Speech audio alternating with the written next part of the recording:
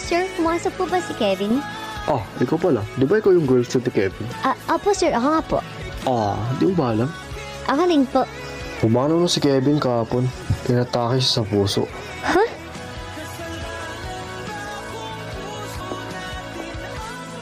Kevin?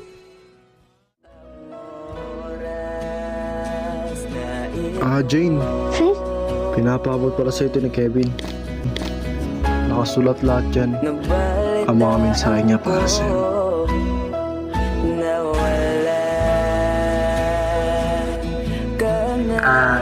Gusto ko lang magpasalamat sa pagmamahal na binigay mo para sa akin.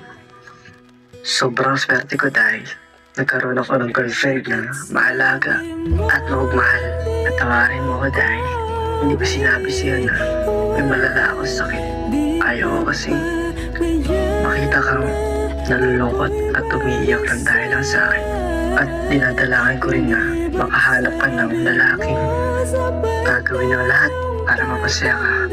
Mag-iingat ka palagi at palagi mo alagaan ang sarili mo ha, kahit na wala na ako sa tabi mo.